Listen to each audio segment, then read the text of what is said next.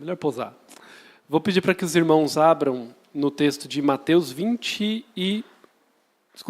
16. Se der tempo, a gente vai para o 24. Mas não sei se dá. Mateus 16.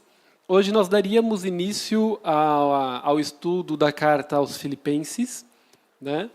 Mas por conta da proximidade aí com a Páscoa, né? Na semana que vem é a Páscoa, conversando com o pastor ontem, ele achou interessante a gente já nesta semana começar uma pregação a respeito da Páscoa, introduzindo aí na Semana Santa, né?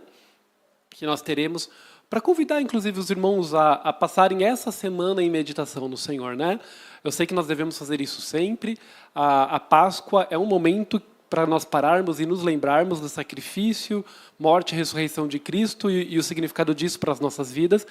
Nós temos que pensar nisso o ano inteiro, porque é isso que nos move, é isso que nos faz estar de pé. É o fato dele ter morrido por nós, que nos possibilita estarmos aqui hoje.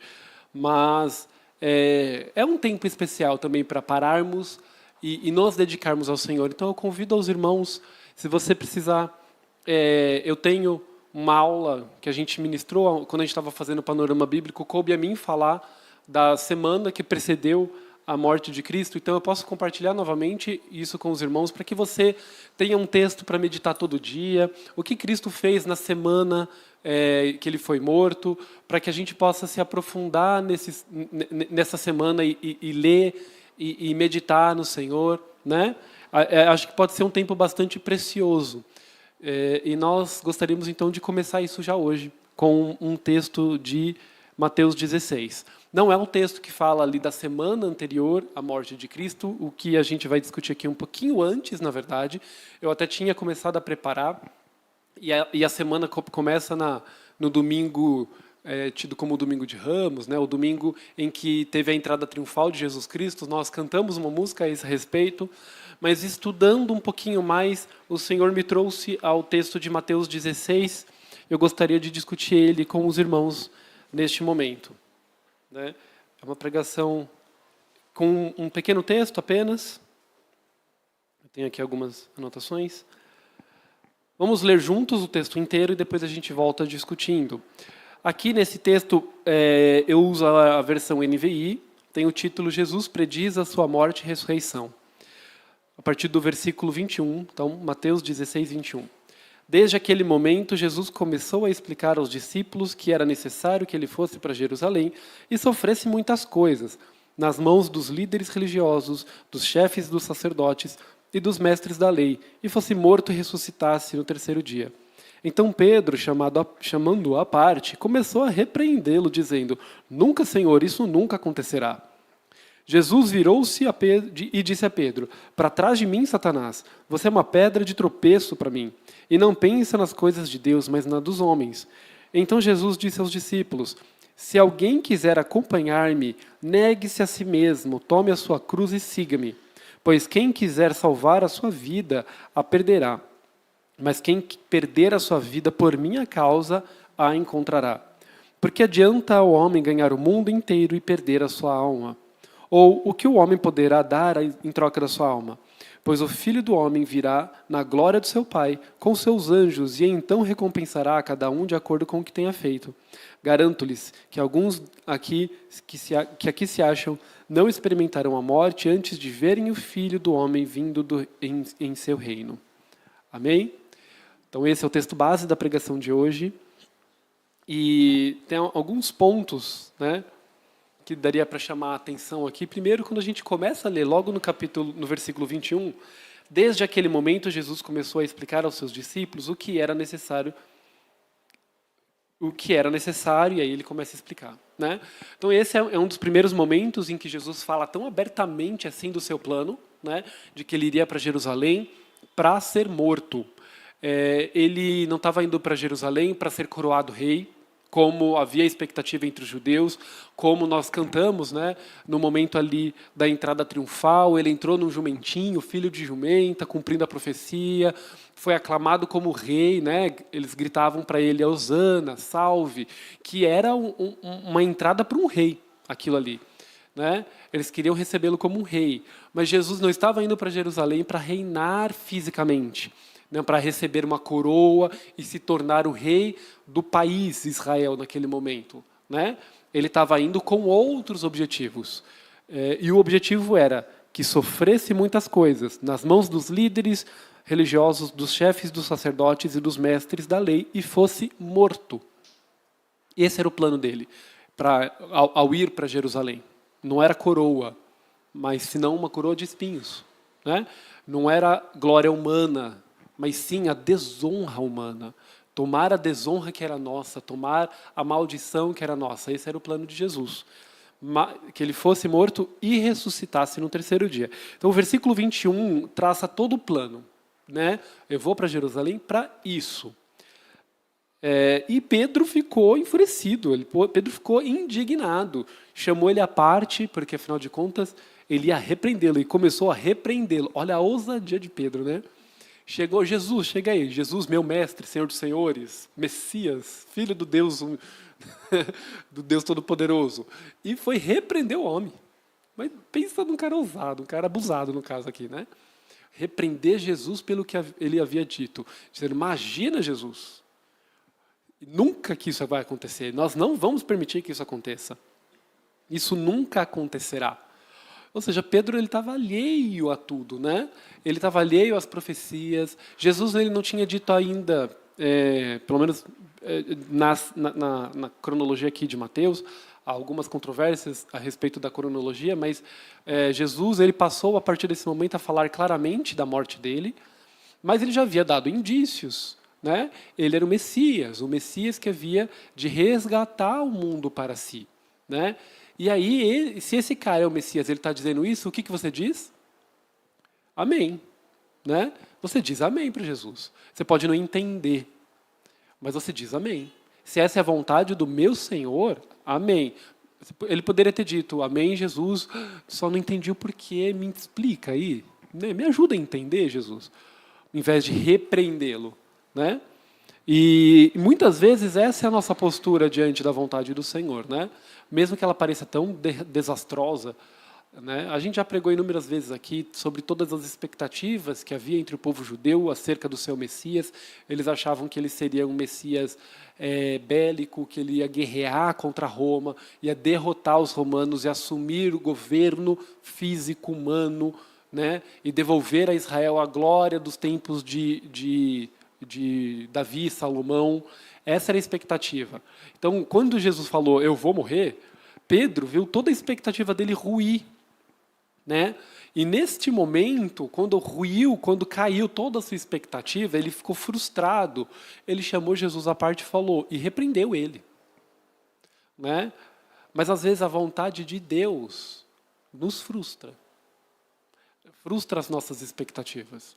A palavra diz que o coração humano pode fazer planos, mas a resposta certa vem do Senhor. É dele a resposta certa, né? Nós começamos a orar o Pai Nosso dizendo, Pai Nosso, santificado seja o teu nome, seja feita a sua vontade assim na terra como é nos céus. Não é? Primeiro a gente reconhece que Deus é santo, que Deus é perfeito, que Ele é puro. E na sua pureza, a sua vontade é melhor. A vontade dEle é soberana. E deve ser soberana sobre as nossas vontades. Então, confiar no Senhor é um convite, de certa forma, à frustração. Porque o nosso coração humano faz um monte de plano. Faz um monte de plano. Nós colocamos sobre Jesus Cristo essas expectativas. Aquele povo que estava, sim, sofrendo nas mãos dos romanos, depois de ter sofrido na mão de tantos, né? Desde eu ia dizer desde o exílio na Babilônia, mas antes disso ele já sofreu na mão dos próprios reis, principalmente em Israel, né? Depois de sofrer tanto, eles foram criando expectativas de liberdade, expectativas de poder cultuar absolutamente livremente o seu Deus do seu jeito, liberdade de ir e vir, e não só isso, eles também estavam nutrindo uma expectativa de impor a religião e a cultura judaica na região, né? De que isso voltasse a ter proeminência, né? A verdade deles se impusesse. Era toda essa expectativa que havia ali entre os judeus. E quando Cristo disse, eu vou morrer, o castelo de cartas de Pedro caiu. E ao invés de ele assumir uma postura humilde e falar, Jesus, não entendi, me explica. Porque se você vai fazer isso é porque é o certo, mas eu gostaria de entender, você pode me explicar? Não, imagina, Jesus, isso nunca vai acontecer. Às vezes a gente também, a gente ora assim, né? Ô Jesus, não, isso não. Né? Irmãos, essa aqui foi a terceira ou quarta pregação que eu fui colocando na minha cabeça. Né? Eu já comecei a estudar, quando eu falei para pregar hoje, eu ia abrir o versículo, o capítulo 1 de Filipenses. Aí eu, legal, já tem um texto aqui da hora que vai caber com algumas coisas que a nossa igreja está vivendo agora, glória a Deus. Aí, falando com o pastor ontem, ele falou, acho que seria interessante a gente mudar o foco, deixar para abrir Filipenses depois da Páscoa, vamos nos dedicar agora à Páscoa, né? Aí eu, tá bom. Aí a gente conversando sobre os tópicos, eu falava, vou falar sobre a entrada triunfal. Aí eu fui lendo, aí eu falei, vou falar sobre a semana inteira. Aí eu fui pegando outros textos, eu falei, não, vou pegar uma outra forma aqui, uma outra linha de raciocínio, né? Já foi a terceira versão. E aí hoje de manhã eu estudando, aí por algum motivo eu achei importante voltar um pouquinho, porque dentro da última semana, Jesus prediz a sua morte, mas não foi a primeira vez. Eu falei, deixa eu ler a primeira vez como é que ele trabalhou isso. Aí eu cheguei aqui no capítulo 16, e Deus falou, é aqui. Aí eu, caramba. E eu fiquei um pouquinho frustrado, porque eu já tinha 3 pregações na cabeça. Eu falei, mas isso aqui vai abençoar o povo, Deus. Mas Deus sabe o que vocês precisavam ouvir hoje. Deus conhece o coração de vocês. Né? Nós somos um canal de Deus. Nós estudamos, nós nos preparamos, precisamos vivenciar a palavra para poder ministrar para vocês. Né? Mas a resposta certa vem do Senhor. Né? E nós podemos ficar frustrados, às vezes. Né? Na verdade, muito provavelmente, se vocês estão vivendo no mesmo mundo que eu, é capaz de, boa parte do tempo, vocês passarem frustrados. Porque nós criamos expectativas todos os dias, não é? Todos os dias a gente vê o noticiário, a gente acorda de manhã para ir trabalhar, a gente planeja o nosso dia, né?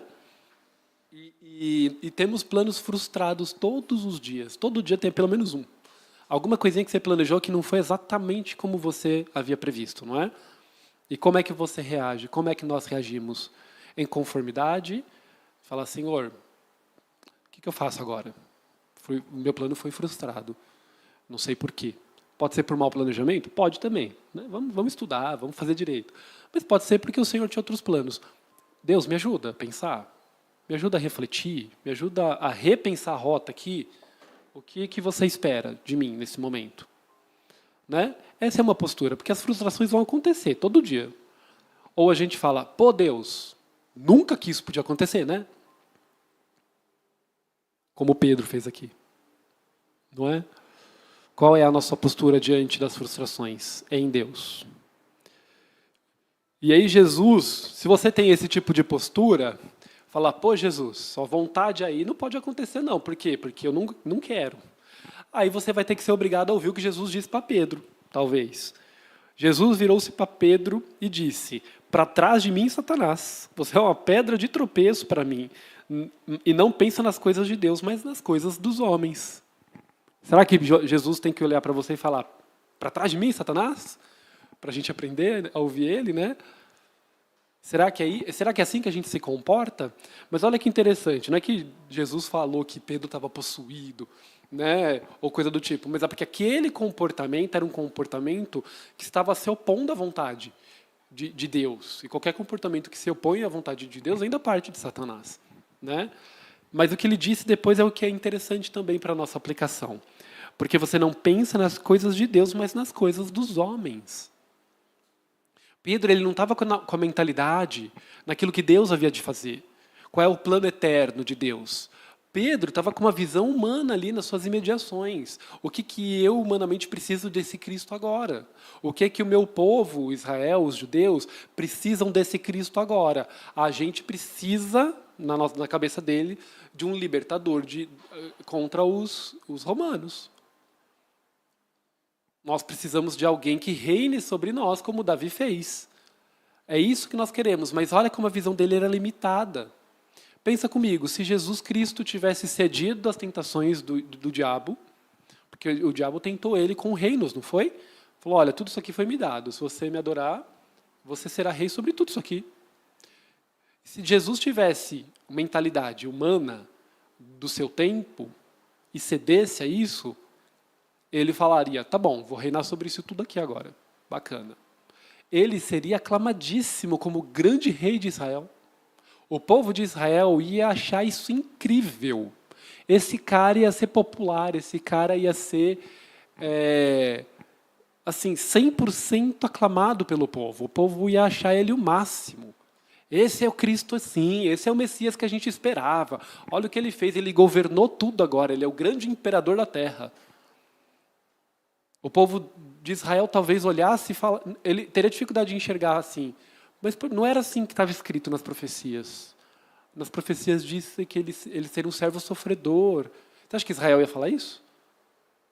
Esse Jesus reinando aí não parece o servo sofredor de Isaías. Não parece o que veio nas profecias, o que foi anunciado.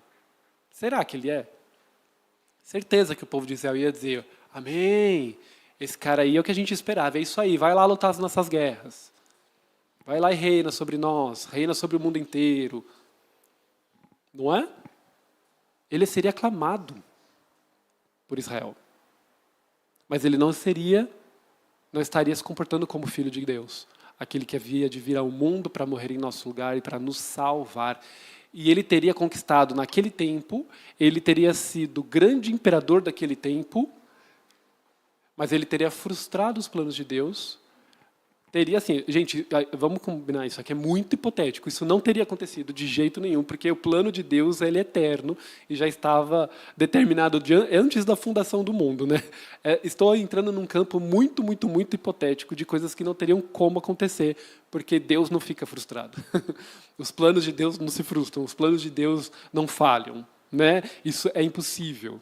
Mas se num campo das hipóteses, né, no campo das ideias, se isso fosse possível, Jesus teria falhado e ele teria morrido como um homem muitos anos depois, talvez velhinho, teria tido um reinado de glória, mas a humanidade continuaria condenada à morte.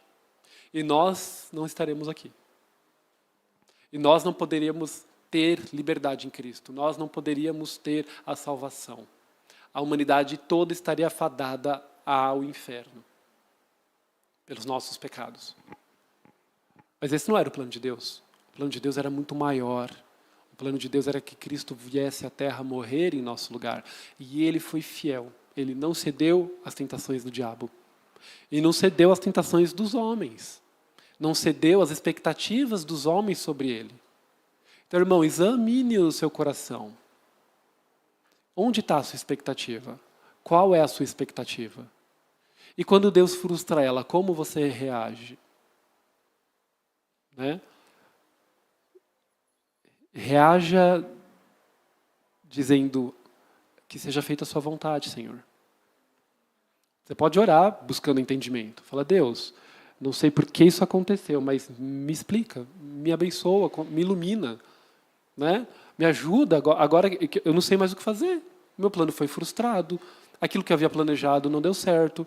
O que eu faço agora, meu Senhor? Oração totalmente legítima, né? Uma oração de quem espera no Senhor a resposta de verdade. Né? Não é em quem tinha a resposta só estava esperando o amém de Deus. Né? Ó Deus, eu tenho esses planos aqui, eu vou fazer isso, eu vou ganhar esse dinheiro, aí eu vou comprar tal coisa, eu vou pagar isso. Amém, Deus? E às vezes o teu planejamento foi correto, é o que Deus quer para a sua vida e vai dar certo. Né? Às vezes os nossos planos dão certo, mas a resposta certa vem do Senhor. A gente faz o plano no nosso coração. E se aquele plano estiver alinhado com a vontade de Deus, ele vai realizar. Mas se não tiver, nós precisamos ter a maturidade de dizer amém para o Senhor. Uma maturidade que Pedro não tinha aqui. Mas nós estamos muito à frente de Pedro, porque nós conhecemos a revelação toda. Pedro estava recebendo ainda. A gente às vezes coloca os apóstolos assim num nível, né? E assim, eles são os apóstolos, mas eles tiveram o seu percurso, né? O Pedro daqui não é o mesmo Pedro que liderou a igreja depois. Ele foi conhecendo a Cristo, mas nós não temos essa desculpa, porque nós já conhecemos. A palavra está toda na nossa mão. Nós aprendemos, inclusive, com os erros de Pedro. Então, nós devemos ter, no mínimo, a mesma maturidade que Pedro tinha lá na igreja. Porque nós conhecemos. E nós temos o Espírito Santo que nos ilumina a palavra, a leitura da palavra. Então, nós devemos, sim, ter esse nível de maturidade. Muito maior do que o Pedro de Mateus 16. Né? Vamos avançar mais um pouquinho aqui. Então, Jesus disse aos seus discípulos: se alguém quiser acompanhar-me, negue-se a si mesmo, tome a cruz e siga-me. Pois quem quer salvar a sua vida, a perderá. Mas quem perder a sua vida por minha causa, a encontrará. Pois que adiantará o homem ganhar o mundo inteiro e perder a sua alma? Olha como ele completa esse pensamento que a gente está discutindo agora. Né? Pedro estava num pensamento de ganhar o mundo. Mas que adiantaria ele ganhar o mundo com um Cristo general que ganhasse de Roma? Isso lhe custaria a alma. Ele teria, talvez pelo seu tempo de vida inteiro, um imperador que guiasse o povo do jeito que ele queria. Mas ele perderia sua alma. Então pense, se Jesus tivesse guerreado e lutado e vencido Roma, ele seria um imperador riquíssimo e Israel seria um país riquíssimo. Pedro ia ter todos os luxos. Pedro ia ter prosperidade. Ele seria o topo do mundo. Imagina, o apóstolo do imperador Cristo humano. Né? Ele estaria no topo do mundo. Ele teria tudo, menos a alma. Ele perderia a alma, perderia a vida eterna. Né? E nós sabemos que o plano de Cristo se concretizou, glória a Deus, ele morreu humilde, humilhado, mas ressuscitou ao terceiro dia. Nos ensinou por mais um tempo, deu seu Santo Espírito, e hoje a igreja já conta mais de 2000 anos. 2000 anos de gente que está disposta a dar sua vida por Cristo. 2000 anos de uma mensagem de vida e de esperança para a eternidade. Olha o verdadeiro reino de Cristo. Olha o verdadeiro reinado de Cristo. Nenhum outro imperador ou rei humano foi capaz de fazer um legado tão grande como esse. Porque, de fato, ninguém foi tão grande quanto Cristo, o servo sofredor e humilde. E aqui ele nos convidou para fazer o mesmo. Ele falou: se alguém quiser acompanhar-me, negue-se a si mesmo, tome a sua cruz e siga-me. Então nós, para sermos seguidores de Cristo, devemos tomar a nossa cruz. E o que isso significa? A cruz é símbolo de maldição. A cruz é símbolo de morte, simbolizando aqui. A cruz foi símbolo da morte para nós mesmos. Quando ele diz aqui, tome a sua cruz, morra para você mesmo. Morra para suas vontades, para essa vontade humana, para essas expectativas humanas. Coloca tudo isso na cruz e deixa morrer. E siga-me. Ou seja, assuma para si as minhas expectativas. Assuma para a sua vida as minhas vontades. Siga Cristo. Assuma para a sua vida aquilo que está no coração e na mente de Cristo. E essa é uma vida de sofrimento. Não é uma vida de honra e glória. A nossa glória está lá no céu. A nossa glória está lá na vida, está no porvir. Se nós temos prosperidade aqui, se nós temos riqueza, se nós temos conforto, isso é uma dádiva. Isso é um presente. Isso é um amor superabundante de Cristo. Porque se nós não tivéssemos nada disso, a morte e a ressurreição de Cristo, o sangue que nos comprou, já teria sido suficiente para nós. Podermos viver a eternidade com Ele, já teria sido suficiente para nós. Se a gente tem roupa bonitinha aqui, é luxo, é extra. Glória a Deus por isso, porque eu gosto de roupinha. Eu gosto de estar arrumadinho, eu gosto de ter um carro confortável para eu trabalhar e ir com a minha família. Né? A gente gosta de um sabonete cheiroso, a gente gosta de comer bem, e tá tudo bem gostar disso. Mas, cara, cada vez que você cheirar um sabonete artesanal feito pela pastora, maravilhoso, cara, cheira aquilo e fala, que presente. Quando a gente está saindo e você olha no espelho e fala, estou bem vestido, glória a Deus, que presente. Quando você está com a sua família desfrutando de uma refeição gostosa, maravilhosa, comendo ali, cara, que presente, que dádiva. Porque tudo isso é extra. Tudo isso é extra, porque o maior presente é a vida eterna que Cristo conquistou para nós na cruz. E isso muda de figura tudo. Qual é a tua expectativa? A tua expectativa é ter carro, casa?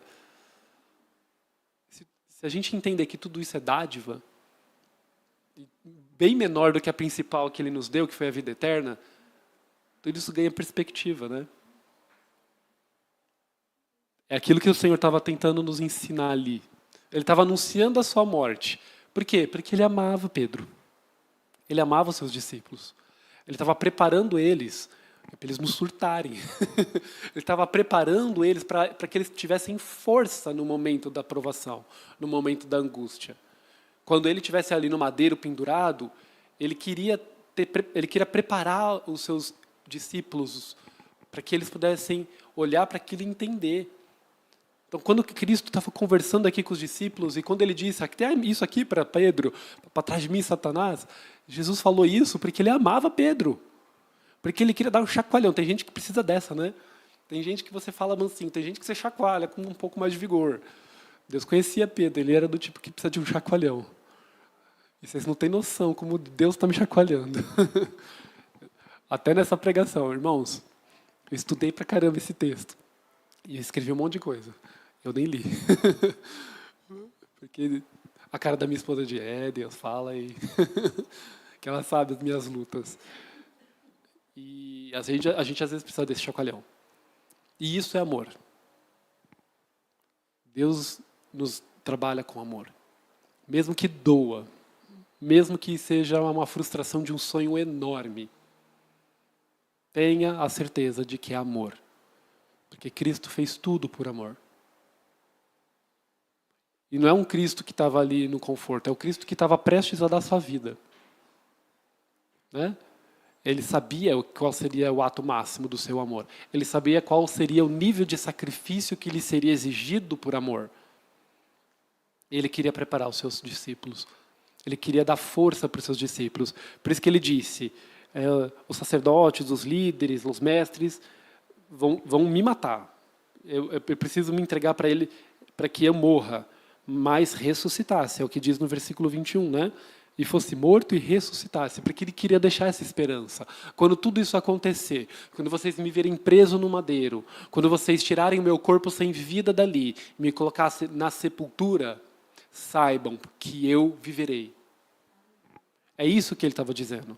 Fala, quando todos os planos forem completamente frustrados e parecer que não há mais esperança, lembre-se, eu vou ressuscitar, eu vou viver. É esse o ânimo que Deus dá para vocês hoje também. Quando nessa semana a gente estiver estudando as etapas que precedem a morte de Cristo, lembra, Ele ressuscitará.